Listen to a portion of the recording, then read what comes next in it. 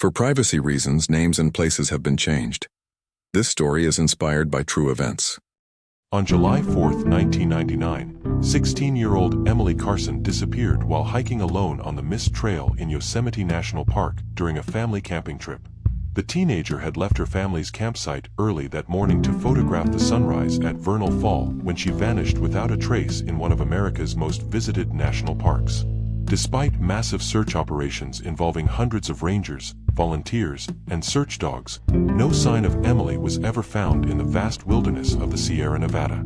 For 25 years, her disappearance haunted her family and became one of Yosemite's most disturbing unsolved mysteries. Then, in August 2024, a park maintenance crew working near Glacier Point made a chilling discovery that would finally reveal the horrifying truth about what happened to Emily Carson during that Independence Day morning in the California mountains. This is the complete story of her vanishing and the backpack that exposed a nightmare that had been hidden in plain sight for a quarter of a century. July 4, 1999, began before dawn for 16-year-old Emily Carson, an aspiring photographer who had convinced her parents to let her wake early to capture sunrise photographs at Vernal Fall during their annual family camping trip to Yosemite National Park.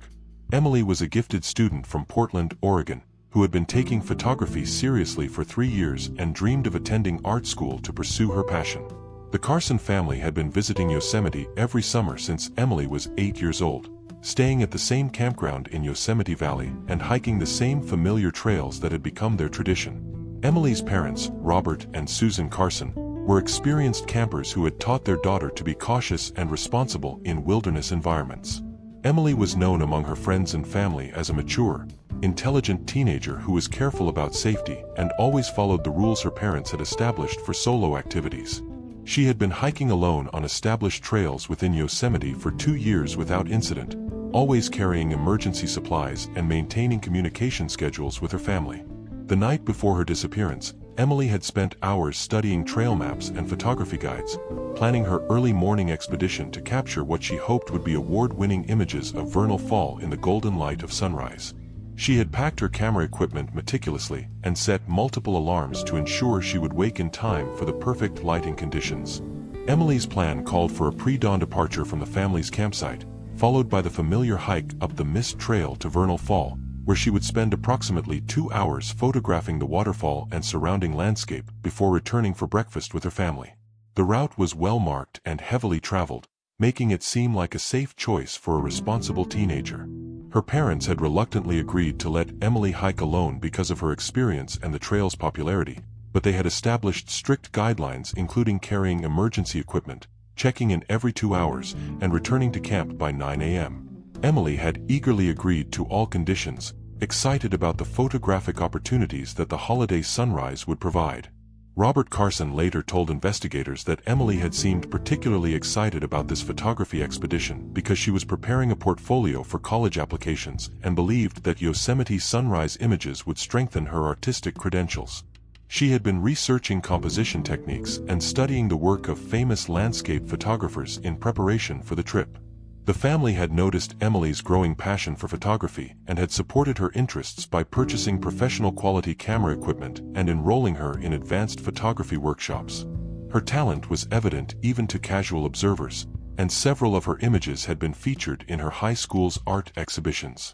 Emily's camera bag contained thousands of dollars worth of equipment, including multiple lenses, filters, and film that she had saved money to purchase through part-time work at a local camera shop. The valuable equipment would later become a significant factor in the investigation, as its absence suggested robbery might have been involved in her disappearance. On the morning of July 4th, Emily quietly left the family tent at 4:30 a.m., carrying her camera equipment and a small backpack containing water, snacks, emergency supplies, and the two-way radio her parents insisted she take on solo hikes.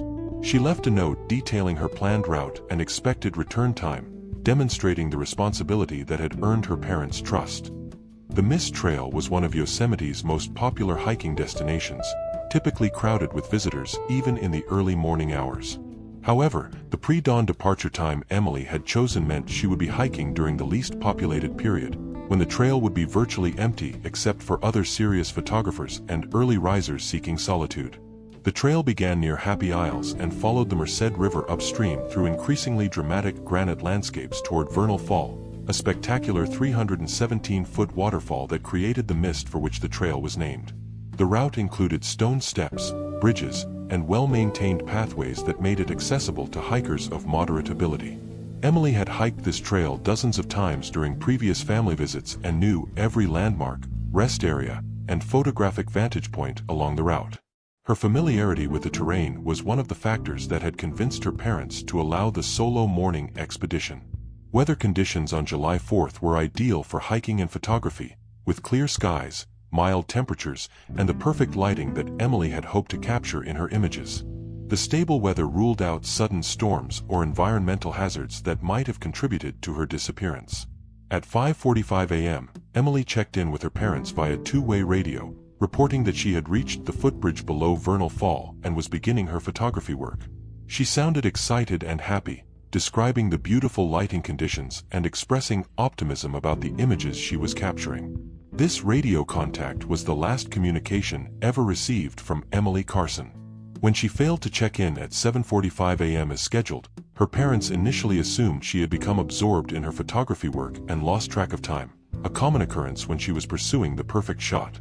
However, when Emily missed her 9 a.m. return deadline and failed to respond to repeated radio calls, Robert and Susan Carson began hiking up the mist trail to locate their daughter. Their growing concern turned to panic when they reached Vernal Fall and found no trace of Emily anywhere in the area. Other hikers who had been on the trail that morning were questioned, but none remembered seeing a teenage girl with camera equipment. The early hour and light foot traffic meant that few potential witnesses were available to provide information about Emily's activities or whereabouts. The Carsons contacted park rangers at 10:30 a.m., triggering an immediate response that would escalate into one of the largest search operations in Yosemite's history. The combination of a missing teenager and the holiday weekend created urgency that brought resources from throughout the National Park Service. Park Ranger Jennifer Walsh took the initial report and immediately recognized the serious nature of the situation. A responsible teenager with extensive hiking experience missing on a familiar trail during good weather conditions suggested that something unexpected and potentially dangerous had occurred. The search operation began within hours of Emily's disappearance being reported, with teams of rangers, search and rescue specialists, and volunteers systematically covering every accessible area along the mist trail and surrounding wilderness. The operation was complicated by the holiday weekend crowds that had flooded into Yosemite, making it difficult to identify potential witnesses or track Emily's movements. Search teams used helicopters equipped with thermal imaging to scan vast areas of the park for any signs of the missing teenager. However, the granite landscape and dense forest cover in many areas made aerial searching challenging, and the thermal signatures of other hikers created numerous false alarms that required ground team investigation. Bloodhounds were brought in from multiple agencies to attempt tracking Emily's scent from her last known location near Vernal Fall. The dogs showed interest in several areas but were unable to establish a definitive trail that might indicate where Emily had gone after her last radio contact. The search expanded beyond the immediate mist trail area to include remote wilderness regions where Emily might have wandered if she had become disoriented or injured. Teams checked backcountry areas, remote waterfalls, and cliff faces where an accident might have occurred and hidden her body from view. Search coordinators were particularly concerned about the valuable camera equipment Emily had been carrying, as robbery was considered a possible motive for her disappearance. The professional quality gear would have been attractive to criminals who might have targeted the lone teenager for theft. Interviews with other visitors revealed that several people had been acting suspiciously in the Yosemite Valley area during the July 4th weekend, including individuals who were not registered campers but had been observed in campgrounds and on trails. However, none of these individuals could be connected directly to Emily's disappearance. The investigation revealed that Emily was a responsible, intelligent teenager with no history of risky behavior or poor judgment. Her disappearance on a familiar trail during routine photography work seemed completely inconsistent with her careful, safety-conscious personality. Detective Mike Rodriguez of the Mariposa County Sheriff's Department joined the investigation as it became clear that Emily's disappearance might involve criminal activity rather than a simple hiking accident. The absence of any physical evidence along her known route suggested that she had been taken from the trail rather than falling victim to natural hazards. After 2 weeks of intensive searching involving over 300 personnel and covering more than 200 square miles of wilderness, the formal search operation was scaled back. Despite the massive effort, no trace of Emily or her equipment had been discovered anywhere in Yosemite's vast landscape. The case generated significant media attention throughout California and beyond, with the story of a talented teenage photographer vanishing in America's most famous national park capturing public sympathy and concern. Tips poured in from across the country, though none provided concrete evidence that advanced the investigation. Throughout 2000-2001, the Carson family organized private search expeditions and hired professional investigators to continue looking for their daughter when official resources were reduced. The family's determination to find answers kept Emily's case visible and maintained pressure on authorities to pursue all possible leads. The case was featured in numerous missing persons television programs and true crime publications, generating national attention and thousands of tips from viewers who thought they might have information about Emily's fate. However, despite extensive media coverage, no breakthrough evidence emerged. In 2002, human remains found in a remote area of the park initially raised hopes for resolution, but forensic analysis determined they belonged to a hiker who had disappeared several years earlier and were unrelated to Emily's case. Such discoveries occasionally renewed attention to the investigation but didn't provide the answers the Carson family desperately sought. Advanced search technologies became available during the 2000s, including improved GPS tracking and ground-penetrating radar systems that could potentially locate buried evidence. However, the vast scale of Yosemite and the lack of specific information about where to search made comprehensive technological sweeps impractical. The Carson family established a scholarship fund in Emily's name for aspiring photographers and maintained annual memorial events that kept her case in public awareness. Their persistence ensured that any potential discoveries would be recognized as possibly related to their daughter's disappearance. Professional mountain rescue teams and wilderness search experts occasionally volunteered their time to search remote areas of Yosemite that might have been overlooked during the initial operation. These efforts generated some new leads but didn't produce the physical evidence needed to solve the case. By 2010, 11 years after Emily's disappearance, most active search efforts had ceased, though the case remained officially open and investigators continued following up on credible tips. The mystery had become part of Yosemite's dark folklore, representing the dangers that could claim even experienced hikers in familiar territory. The photography community throughout California maintained awareness of Emily's case, with camera clubs and professional organizations sharing her story and keeping watch for her distinctive equipment that might surface in second-hand markets or pawn shops. The years following Emily's disappearance were marked by false leads and reported sightings that gave the Carson family brief moments of hope followed by devastating disappointment. Each potential breakthrough that failed to materialize added to their trauma and made accepting their daughter's probable death increasingly difficult. In 2015, 16 years after Emily vanished, her case was featured in a documentary about missing persons in national parks that generated renewed public interest and additional tips. However, the passage of time had made investigation increasingly difficult as witnesses moved away or died, and physical evidence deteriorated. The Carson family struggled with the decision of whether to have Emily declared legally dead, a step that would provide some legal closure but felt like giving up hope that she might somehow still be alive.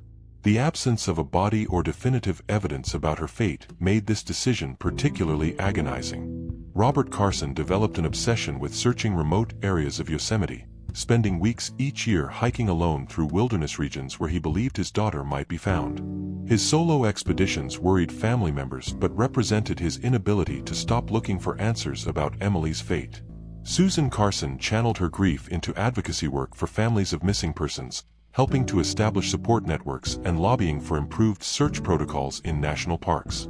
Her efforts led to better coordination between agencies and enhanced communication systems for wilderness emergencies. The case attracted attention from amateur investigators and online communities dedicated to solving cold cases.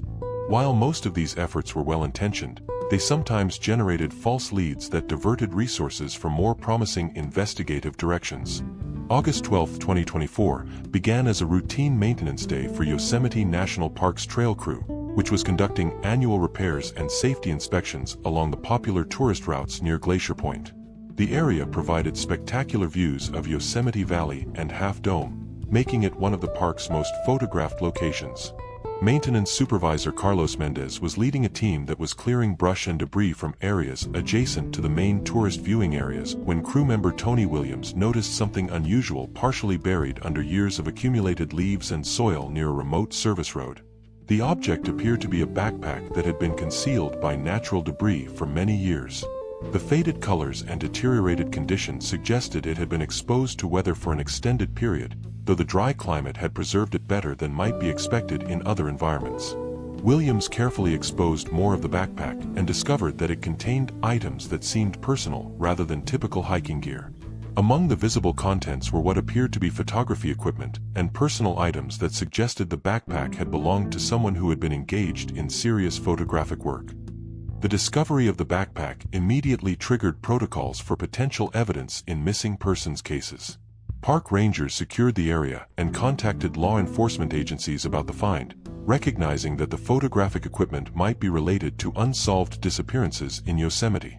Careful examination of the backpack's contents revealed camera equipment, film canisters, and personal items that appeared to date from the late 1990s. Most significantly, investigators found identification and personal items bearing the name Emily Carson, immediately connecting the discovery to the 25-year-old cold case. The backpack's location near Glacier Point was approximately 8 miles from where Emily had last been seen on the Mist Trail, in an area that had not been searched during the original investigation because it seemed unrelated to her planned photography route.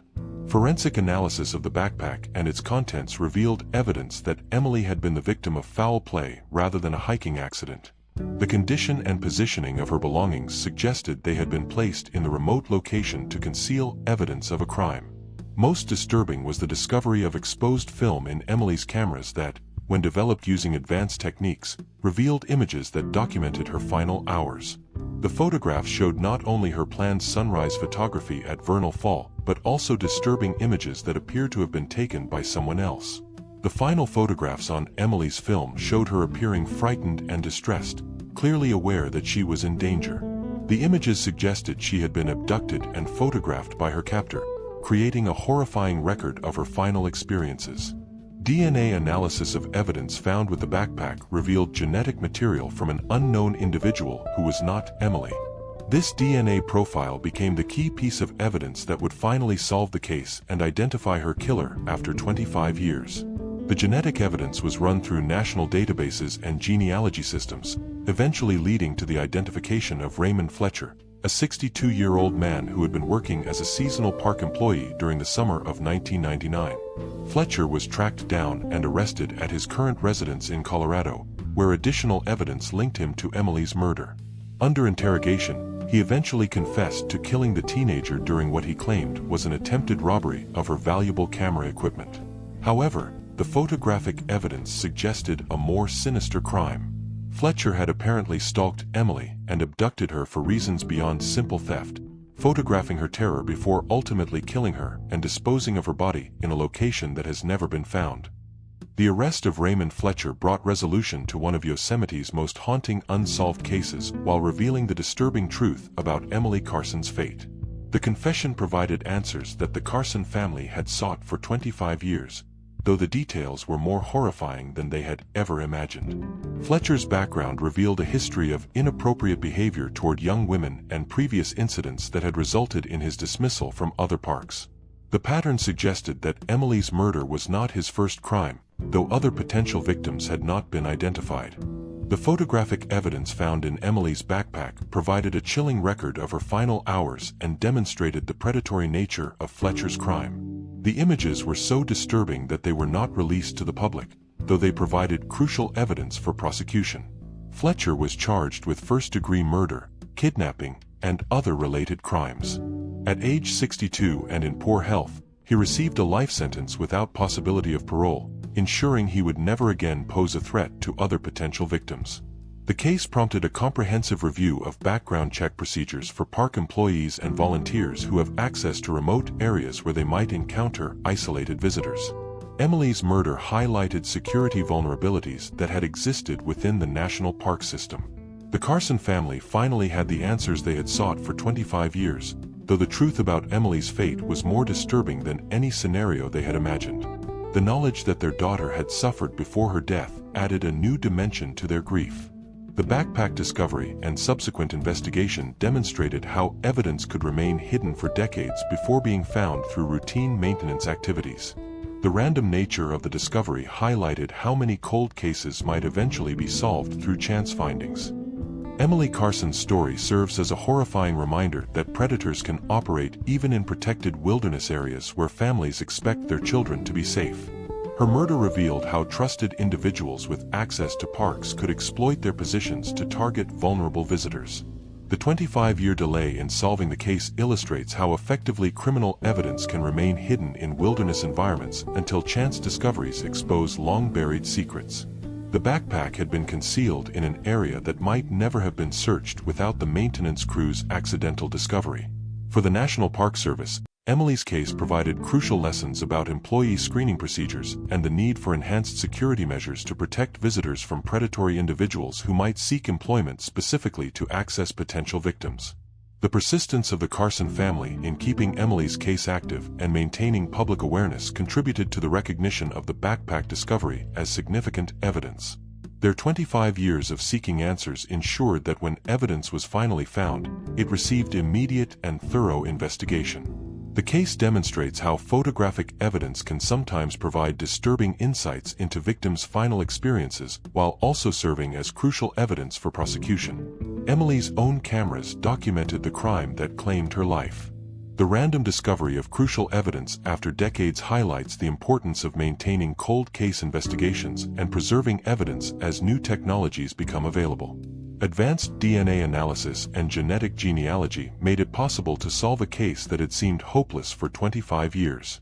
Emily's legacy lives on through improved safety protocols in national parks and enhanced screening procedures for employees who work in remote areas where they might encounter isolated visitors.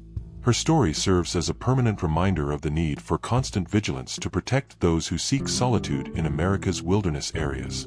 The case ultimately demonstrates that justice can emerge even after many years, providing hope for other families who continue waiting for answers about their missing loved ones while serving as a warning that evil can hide behind trusted positions in even the most beautiful and sacred places.